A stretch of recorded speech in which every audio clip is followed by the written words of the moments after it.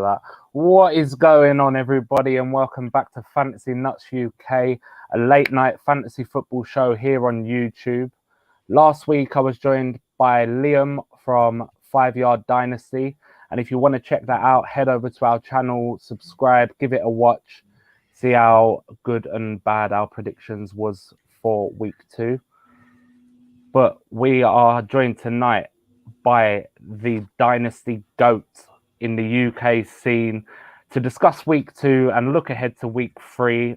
He's 1/3 of the Fantasy Wildcard Dynasty show, and we are in a couple leagues together, including the San Andreas division of the Scott Fish Bowl. Kev, how you doing, mate? Yeah, doing good, thank you, Lewis. Appreciate you having me on. Doing really well, obviously. Our team's met Monday Night Football, so I'm wearing the Eagles hat. Also, when we first met at last year's UK FFC, you said that you liked my snapback, so I had to put it on for tonight's show. But yeah, just doing really good, apart from the leagues we're in together where I'm doing rubbish. Yeah, I don't like your hat as much now after Monday Night Football, of course. But it's a couple of weeks into the season, and even though it's early days, give us your lowdown on how you've been getting on. You said rubbish in them couple leagues we're in, but what else is happening? So mainly my leagues are Dynasty and Devy. I play in about, I think, 23 leagues in total for Dynasty and Devy, and they're going pretty much as expected so far. My contending teams have started pretty well. My rebuilding sides have lost, which is great. I've had to get the better picks next year. So that's going really smoothly. I've jumped into DFS this year for the first time, really, having a go at trying to win a bit of cash.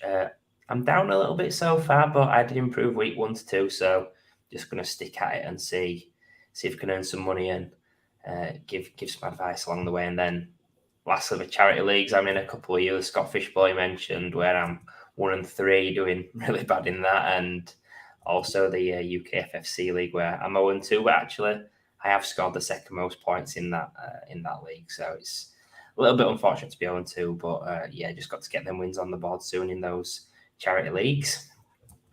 That is it. I mean, in Warrior Bowl last year, I had a great run to the final. To be honest, finished 6th overall, and now I'm currently, after 2 weeks, 450th out of 480. So that's how the tides turn and all Yes. that. But yeah, it's great to have you on, and let's jump into our first segment. Same as last week, it's those rookie rock stars. So who from week 2 really stood out for you, Kev? I mean, looking back to last week's show with you and Liam, you crushed it with your calls, and that was a great show to watch. It's not going to be much surprise with who stood out to me in week 2, but yeah, first guy was Garrett Wilson. It looked amazing. 14 targets, 8 receptions, 102 yards, and 2 touchdowns, 29 fantasy points on the week. Moving up to wide receiver 12 on the season and wide receiver 1 overall. So I have seen little snips on Twitter, people mentioning him in the same sentence, the same breath as Jamar Chase and Justin Jefferson, which I'm not quite there yet on that, but it's good for people to get excited. I think the interesting thing for me with Wilson is, how's it going to look moving from Joe Flacco to Zach Wilson when that move comes? Apparently, it's going to be week 4. Is it just a connection that Flacco's got with Wilson, or how will that work last year? Zach Wilson, he had a great connection with Elijah Moore. So will it be the same? Will he take a little dip, or will he just, because he's seen as a more talented prospect than Elijah Moore, actually be the number 1 guy in that offense? So that's one thing to look out for me in the next few weeks. And then the jump to go on to second guy. Carry on, mate. Carry on. Yeah, another guy that stood out then was Drake London. Just saw his highlights, and he's someone that we spoke about on last night's Fantasy Wildcard Dynasty show. Just the fact that he was such a standout. It was being used all over the field, some short screen plays. It was getting targeted in the red zone, in the end zone, on in routes, out routes as well. So they're using him in lots of different ways, getting him different looks, scheming him really well. It's been Not great for Kyle Pitts owners in this time, but Drake London's really stood out, and he's played against some brilliant cornerback matchups. Jalen Ramsey, Marcus Lattimore as well. So he did really well this weekend against the Rams. 22.6 fantasy points. That moved him up to wide receiver 14 on the season. We love the usage he's had, the target share he's got. I do think it will swing back a little bit with Pitts. I think the team's been taking away Pitts for a few weeks. Now that London can do it, I see it swinging back the other way where London gets more focus and maybe Pitts does start picking up where we think he should be as a top 3 tight end. And so yeah, these are 2 guys that really stood out for me. But can they maintain it is a question. Is it just going to be something where they pick up the form later on in the season once everything's settled down? Yeah, so I completely agree. Obviously, it's hard not to victory lap it a little bit from last week, that for shouting that out for week 2. But Drake London is doing exactly what we all expected from Kyle Pitts this year. He played 82% of the snaps in week 2, up 10% from the week before. 12 targets, 8 receptions for 86 yards, and his first touchdown in the NFL. I say it a lot, points mean prizes, but in PPR, if you're getting targeted, nothing else matters. And because you're hauling in 2/3 of your targets and you're getting double figures like that, you're going to be decent even in a flex at worst kind of situation. But no, the volume has been amazing for him this year. Like you say, he's been all over the field. They've been utilizing him. Considering he wasn't, he was questionable for week 1 as well. Maybe being fully healthy for week 2. That's why the boost in snaps and the boost in targets. And, I just think both of them are a plug and play for the rest of the season until we see otherwise, probably with Wilson, because we don't know what's going to happen when Zach Wilson obviously comes back. But yeah, they both had a great week. But based on the performances and usage we've seen so far and things like that, for week 3, moving forward to next week, I'm on a hot streak now. I had the number 1 this week. So I'm going to go Chris Olave or Olave or however people want to pronounce it.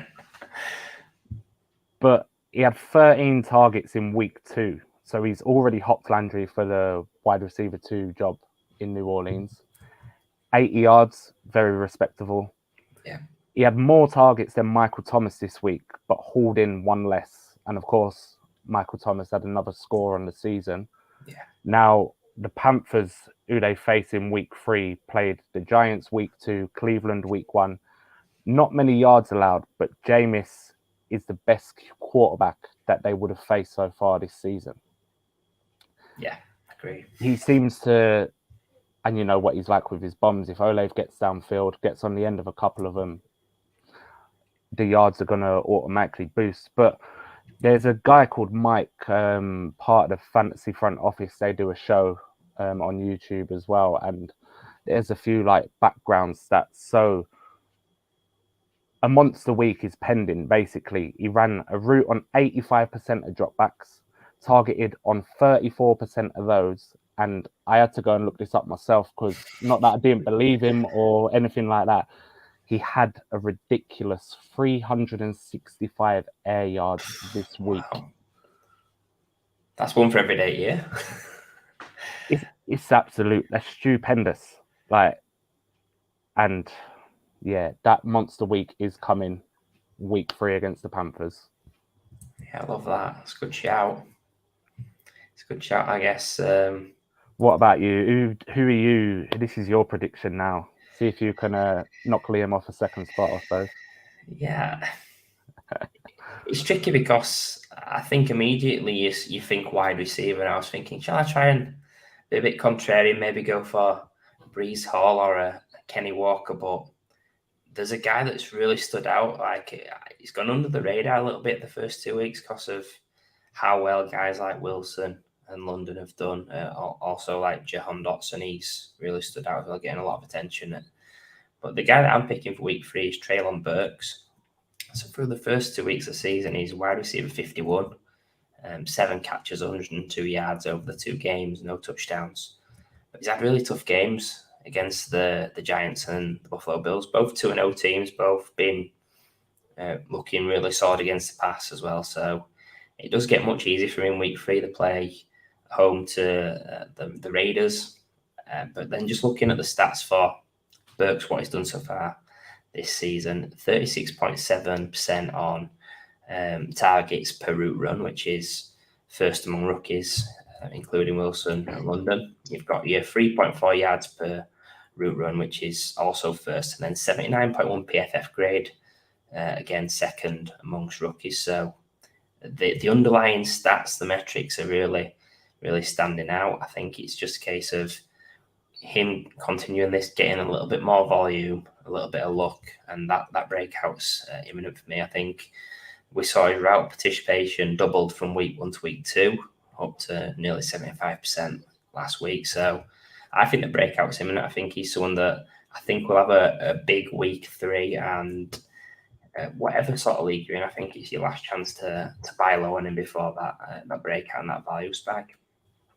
Does the quarterback situation in Tennessee bother you at all with Treylon Burks?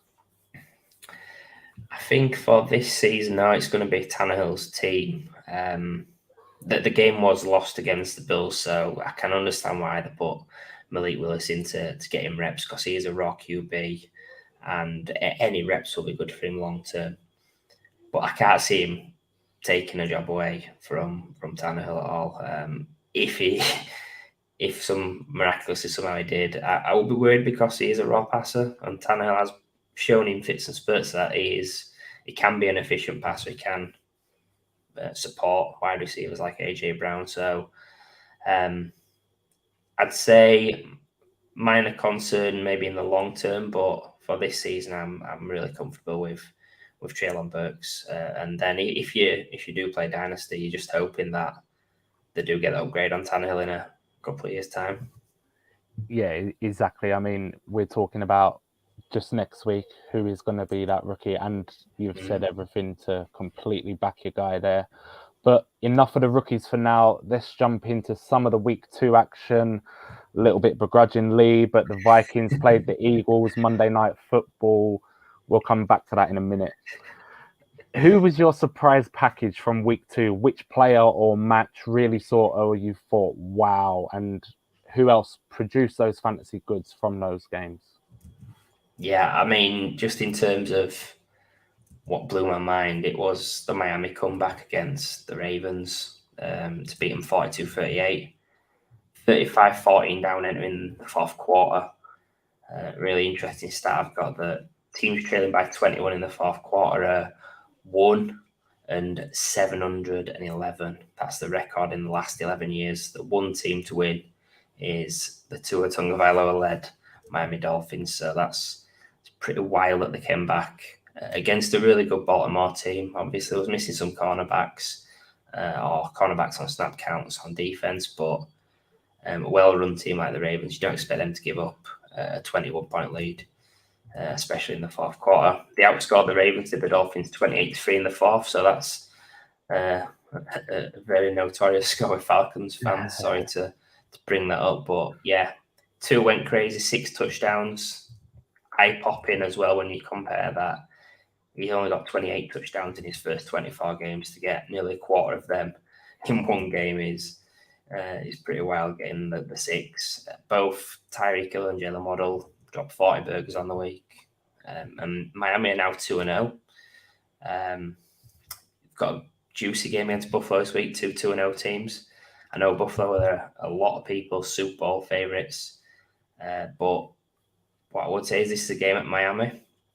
If they do upset them and beat them and go to 3-0 and the Bills are 2-1, they're a game behind, they've lost the tiebreak as such, would they still be the Super Bowl favourites, or would it be someone else maybe that could creep up and become the favourites, take that crown for the short term?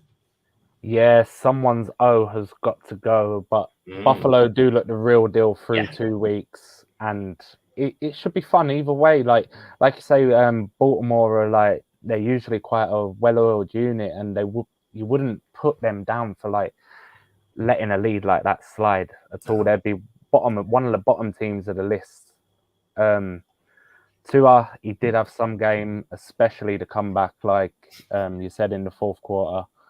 Tyreek looked like Tyreek when he played in red. But Jalen Waddle, for me, he was the third highest scorer on his team because of obviously what happened. Yeah. But 19 targets, 11 catches, 171 yards, and 2 scores. It's absolutely ridiculous, isn't it? I mean, he was kind of saved week 1 a little bit with his touchdown, although Tua has now shown he can support 2 great wide receivers. But yeah, I'm very happy for Waddle and for my teams with him on, of course, because I need all the help I can get in pretty much all of them. But is there anything else you wanted to add about that game, or shall we crack on back to the Vikings and Eagles? I mean, it's just a shame for Lamar Jackson. Really, he had an amazing fantasy day. That like nearly full length of the field rushing touchdown was a joy to behold to watch that, and then puts up such an amazing game and loses, and it wasn't even his fault. Like, it was just poor defense. Then the special teams as well at the end with everything. So yeah, just it's unlucky for Lamar Jackson. He did all he could, but that's completely overshadowed by what Tua did and everyone else. But I'm not expecting Tua to throw 6 touchdowns this weekend, no doubt. No, of course not. And but it's it's another, like you say, the secondary might have been a bit banged up for Baltimore and that, but the Bills aren't. I think it'll be, if they get out a lead in front like Baltimore did, I can't see Miami coming back again. Yeah. Not in that fashion. But yeah, let's run it back to the Vikings and Eagles game quickly. And what stood out for you? We'll go to you first. Well, notoriously, like in the past, I've been a bit of a Jalen Hurts basher, like in terms of I don't think he's been anywhere near he needs to be as a passer. He's not someone that I thought could take the Eagles deep into the playoffs based on previous years. I don't think the front office, the sort of GM, the coach, had full faith in him. He got the job over Wentz, and then they tried trading up to get Zach Wilson in the draft. There was rumours of going after like Deshaun Watson. I even heard Tua mentioned at one point. So it kind of, this is the make or break season, a little bit like Tua actually, where there is a lot of pressure on him, but he's the guy that stood out to me in the Eagles-Vikings game. He is improving as a passer. We've seen glimpses of it this season so far, and still a truly elite rusher. 2 rushing touchdowns, that insane 26-yard where he was breaking tackles from 5 yards out and dragged guys into the end zone. The deep bomb touchdown to Quez Watkins, well, obviously was wide open, but still got to make that throw. The interception that he threw as well wasn't his fault. It bounced off Kenny Gainwell's hands. But just really impressed with how he fared against a really tough Minnesota defense. They locked up the Packers in week 1. Aaron Rodgers didn't do anything. The running backs, both Jones and Dillon, didn't have much to write home about as well. So really impressive display for me for Jalen Hurts at home as well, which I think it can be a tough crowd, Philly, if you don't get on the sort of on the front foot. There can be a tough crowd to play in front of, even as home fans. So really impressive him. He's now up to 3rd in the MVP betting. It's Jalen Hurts. Wish I'd had more money on him than I did. But I do think, genuine QB1 ceiling, rest of the season in redraft, and growing value in Dynasty as well. Yeah, absolutely. I mean, with his rushing ability, he is right up there, slightly behind Lamar for me now. I really like Jalen Hurts, even when the like pre-draft process and stuff. He was a really clever guy, like when he was doing like the coaches table and things like that. And but the Eagles, they look like a really solid team this year so far. The defensive front put Cousins under pressure, didn't let us run the ball. Offensively, again, AJ Brown and Devonta Smith, they look like they could be a formidable duo here on out. Like you say, with Jalen Hurts improving in the passing game as well. the thing I was worried about before the game was the complexity of the Eagles on the floor, because we obviously know the upside that Jalen Hurts brings, but you never know what you're going to get from their running backs either. No. And it's literally for fantasy, it's an absolute nightmare. But like Miles Sanders says, he don't care about fantasy football. Yeah. So heading towards the end of the show now, we'll move on from that swiftly because I've had enough of it, to be honest. This for 1 week anyway. Hopefully, I'll be a bit more cheerier and can wind whoever's on next week up a little bit. But like last week, we predicted who we think is going to be the overall QB1, RB1, wide receiver 1, and obviously tight end 1. And last week, it was a little bit safe. I went maybe, safer, but how crazy this first 2 weeks has been in the NFL. I'm going to swing for the fences a little bit with these picks, and I'm going to go Matthew Stafford for QB1 this week. So he's thrown 4 touchdowns to 5 interceptions, which, we're 2 weeks in. He had the elbow issue, and that's nowhere near his normal rate, which is usually double the amount of touchdowns to interceptions or better, whichever. The Bills matchup, it seemed he was a bit rusty. Obviously, we don't know how much he could or couldn't do before that game, but against the Falcons, he was much better. 270 plus yards in that game. And the Cardinals, week 3 matchup. Now, they're letting up over 300 yards a game through the air, 36 passing first downs as well, with Allen Robinson more involved in week 2. Cooper Kupp. 2 high-scoring games for the Cardinals so far, and I think Stafford will have that game where people go, oh yeah, he's the guy that got the Rams a Super Bowl. So yeah, I think that's a great shout with Stafford. It's going to be a high-scoring game. So, the Falcons put points on them. The Bills did. You'd like to think the Cardinals will as well. So that's going to keep it a high-scoring, pass-heavy game. You're hoping for. Yeah, definitely. So, who have you got anyway for QB1 this week? I'm just going to be really chalky on this one. QB1 in my eyes, it's Josh Allen. It's not going to be an 80-point game like the Dolphins' last game, but it's one of the highest over-unders on the slate this week. The other chalky options, Lamar and Hurts, both got tricky games. Lamar's at the Patriots and Hurts at Washington. I wasn't going to pick Hurts because I'm not a homer. I'd already spoke about Hurts earlier, so I couldn't pick him twice. Josh Allen is QB2 on the year, QB1 the last 2 seasons. It is a boring pick, but I just went with who I think will be the QB1 on the week. So yeah, Josh Allen. Yeah, and that was exactly the question. It's a decent game script for him, isn't it? Like you say, it's probably going to be high scoring again, and the Bills are putting up points for fun at the minute. But moving on to running back, who do you think could be the overall RB1 this week? Yeah, so I couldn't come on your show as a Minnesota Vikings fan and not pick a Vikings player. So I was tempted at wide receiver, but running back Dalvin Cook stands out for me in this one. Just looking back to, they played Detroit this weekend of the Vikings, but just looking back to week 1, Philadelphia had 4 rushing touchdowns against the Lions. They played Washington this weekend. Gibson had a touchdown. Curtis Samuel caught a pass, lined up in the running back spot out of the backfield. So 6 touchdowns to running backs, we'll say, in the first 2 weeks. So it's looking really promising for Dalvin Cook. I see it being a shootout game, so plenty of points, plenty of scoring opportunities for touchdowns.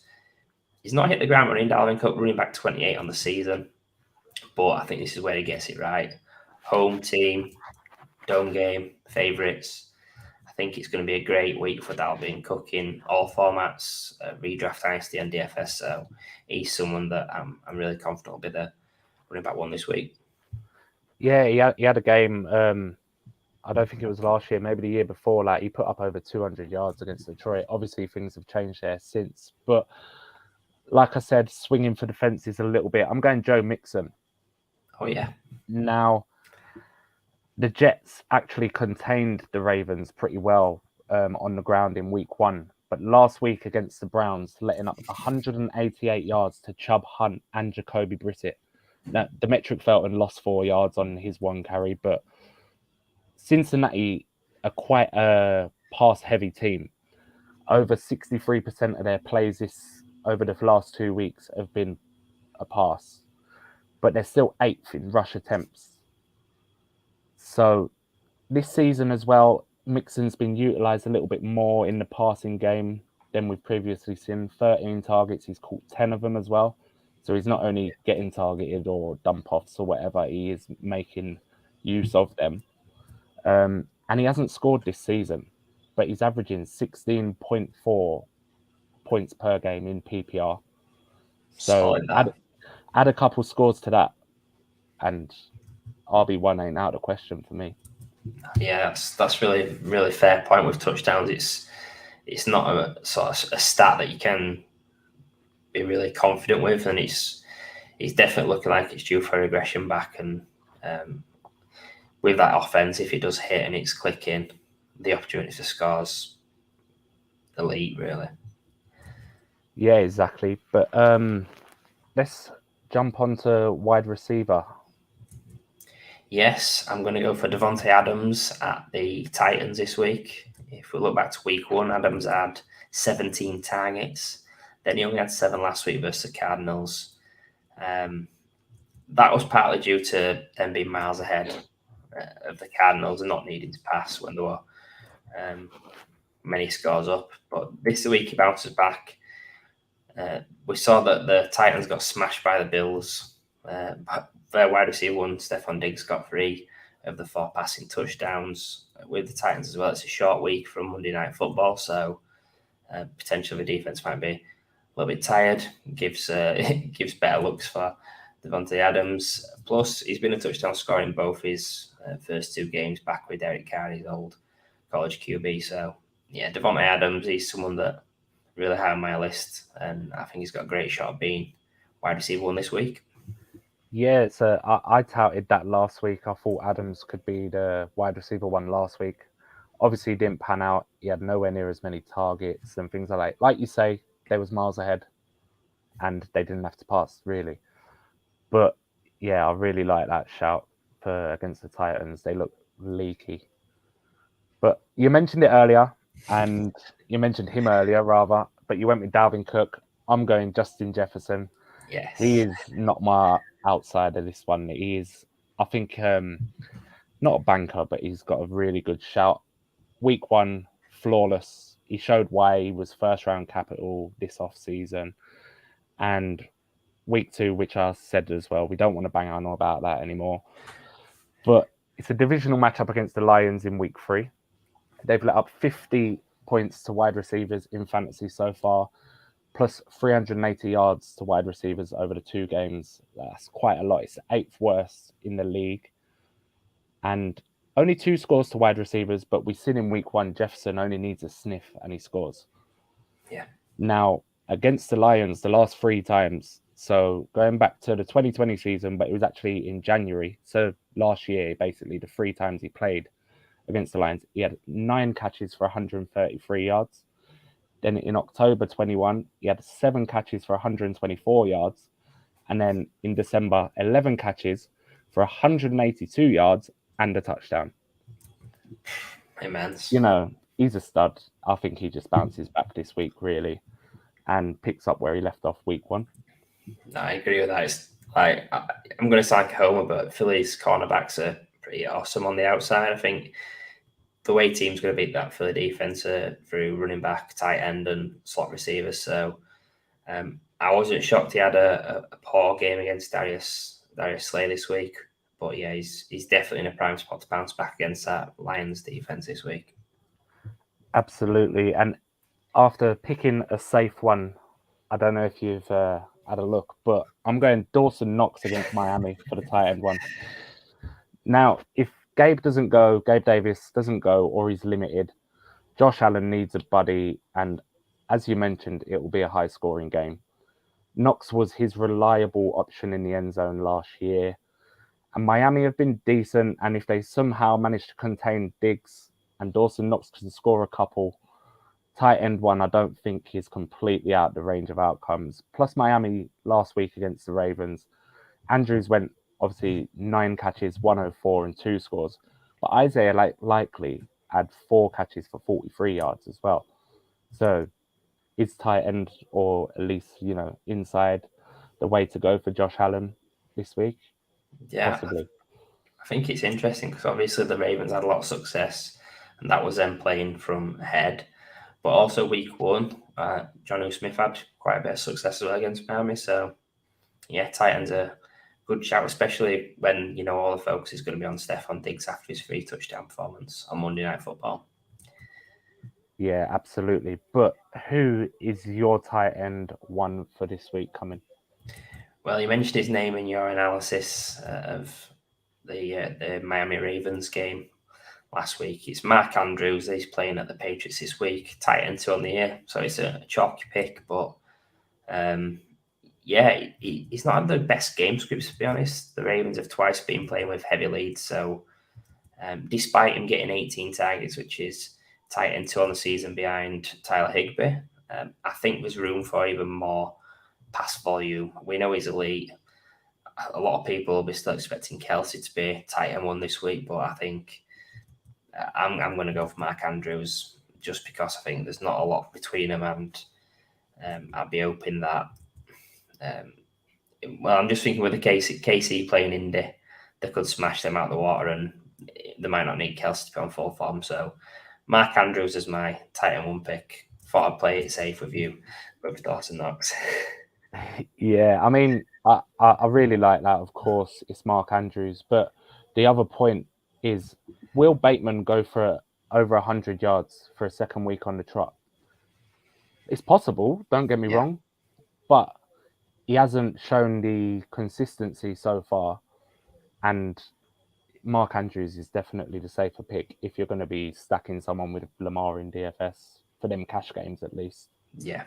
I think Mark Andrews is the wide receiver one on that team, and Bateman's a fine compliment to him. But going after main man Andrews is a wise strategy. That's it, and that is it for this week as well. Thank you so much for joining me, Kev, and just remind everyone where they can find you and what you're up to this year before you jump off. Yeah, thank you very much for having me on, Lewis. I've had a late night blast with you. It's been good to catch up again after meeting you face to face earlier this year at the UK FFC. For the audience, you can follow me on Twitter at Dynasty_Go. I'm part of Fantasy Wildcard. I do the Fantasy Wildcard Dynasty show on a Tuesday. It's a podcast. Wednesday, it's a stream. That's at Fantasy Wildcard and at Wildcard Dynasty.